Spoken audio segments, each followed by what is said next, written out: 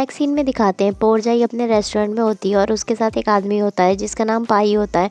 वो पोरजाई से कहता है कि मोक ने काफ़ी टाइम से अपनी कार मेरे गैराज में रख रखी है, अगर वो तुम्हें मिले तो उसे बता देना कि मैं उसे और टाइम नहीं दे सकता, उसे कल आके मुझसे बात करनी होगी। फिर उसके जाने के बाद पोरजाई मोक को बाहर आने के लिए कहती है क्योंकि वो वहीं छुपा होता है। वो उससे कहती है कि पाई उस कार को बेच देगा अगर तुमने उसे कल पैसे नहीं दिए। तो मोक कहता है कि वो मेरी कार नहीं है, वो रंग की कार है, जब उसने ही उसे छोड़ दिया तो पाई को उसे बेच देने दो। तो पोरजाई कहती है अभी तो तुम ये बोल रहे हो पर बाद में तुम्हें इसका पछतावा होगा। फिर पोरजाई वहाँ से जाने लगती है तो वो कहता है कि तुम कहाँ जा रही हो। तो पोरजाई कहती है मैं अपने बॉयफ्रेंड कैंग के घर जा रही हूँ। तो मोक कहता है तुम बॉयफ्रेंड के लिए फ्रेंड को इग्नोर कर रही हो। तो पोरजाई कहती है तुम भी गर्लफ्रेंड से ज़्यादा फ्रेंड को अहमियत दिया करते थे पहले। फिर नेक्स्ट सीन में दिखाते हैं मोक पाई के गैराज जाता है और उसे कहता है कि आप ये कार बेच सकते हो। तो पाई कहता है कि मैंने ये कार तुम्हारी सिस्टर की वजह से यहाँ रखी है, तुम्हें पता है ना उसे ये कार कितनी पसंद थी। फिर पाई मोक से कहता है कि मैं तुम्हें 6 महीने का और टाइम देता हूँ पैसे देने के लिए। ये नेक्स्ट सीन में डे को दिखाते हैं जो हॉस्पिटल में होता है और अपने पैर और आइज़ का चेकअप करा रहा होता है। तो डॉक्टर उसे कहता है कि अभी तुम्हारी आंखों की रोशनी उतनी ही है और ये ज़्यादा ख़राब नहीं हुई है जैसा हर बार होता है, पर तुम अपना ख्याल रखो। फिर डे वहाँ से चला जाता है तो नाइट डॉक्टर से पूछता है कि मेरे भाई के आई डोनेशन का क्या हुआ। फिर नेक्स्ट सीन में दिखाते हैं नाइट डे को कहता है कि मैं shining society for the blind जा रहा हूँ, मॉम ने कुछ डॉक्यूमेंट मंगाए हैं, तुम मेरा यहीं वेट करना। फिर मॉक भी उसी जगह आता है और रिसेप्शन पे जाके पूछता है कि मैंने कल यहाँ टेक्नीशियन की जॉब खाली देखी थी। तो वो लेडी उसे बताती है कि वो जॉब किसी और को मिल गई है। तो मॉक वहाँ से जाने लगता है और लिफ्ट में जाता है तो डे भी उसी लिफ्ट में आता है और अपने फ्लोर पर चला जाता है।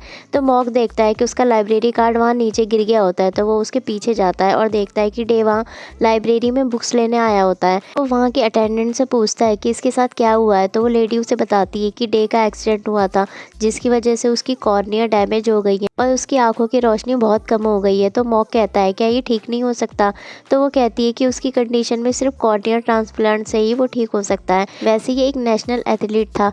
फिर मॉक देखता है कि डे से कुछ बुक्स नीचे गिर जाती हैं तो वो उसे ढूंढने लगता है। तभी नाइट वहाँ आता है और वो बुक्स उठाने लगता है और डे को कहता है कि मैंने तुम्हें कहा था ना कि मेरा यहाँ वेट करना।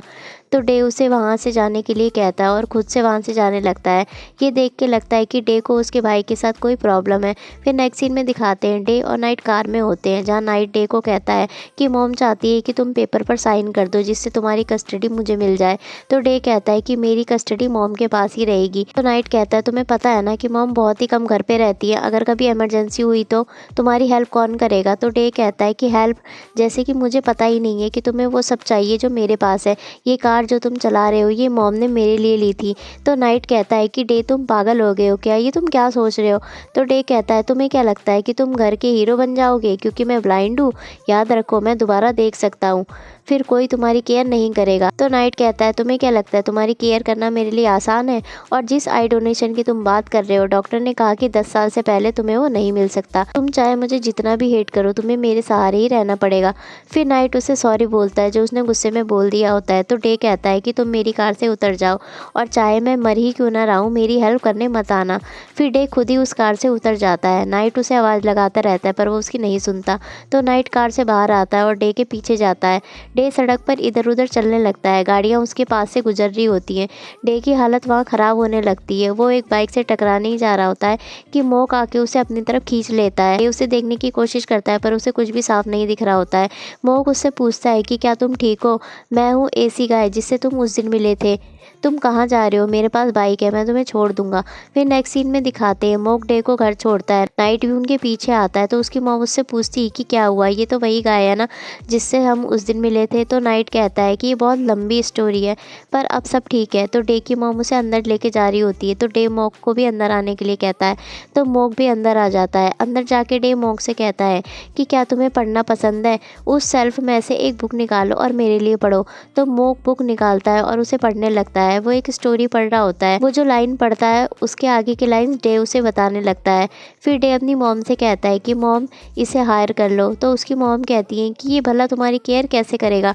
तो डे कहता है कि आपने मुझे चूज़ करने के लिए कहा था ना, तो मैंने इसे चूज़ किया है, या तो आप इसे रख लो या फिर किसी को मत रखो। तो मोक कहता है कि मैं तो बस डे को छोड़ने आया था, अब मैं जा रहा हूँ। तो नाइट कहता है कि तुम इस ऑफ़र के बारे में ज़रूर सोचना और हमें बाद में बता देना। तो मोक ओके बोल के वहाँ से चला जाता है। मोक बाहर जाता है और रंग की कार के बारे में सोचने लगता है और वापस आ जाता है और डे से कहता है कि तुम अपना लाइब्रेरी कार्ड वहीं भूल गए थे। तो नाइट उसे लेने आ रहा होता है तो मोक कहता है कि कार्ड डे का है तो उसे खुद लेने दो। फिर मोक डे से कहता है कि क्या हुआ, क्या मैं इसे तुम्हारे पास लेके आऊँ। तो डे उसके पास आता है और उसके हाथ से कार्ड लेने लगता है। तो मोक कहता है कि मेरा नाम मोक है और मैं कब से काम पर आऊँ। तो डे स्माइल करता है और कहता है कल से, और एपिसोड यहीं ख़त्म हो जाता है। सो गाइस, ये वीडियो आपको कैसी लगी मुझे कमेंट सेक्शन में ज़रूर बताएं और ऐसी ही लेटेस्ट अपडेट्स के लिए सब्सक्राइब करें मेरे चैनल को, लाइक शेयर और कमेंट्स। Thank you.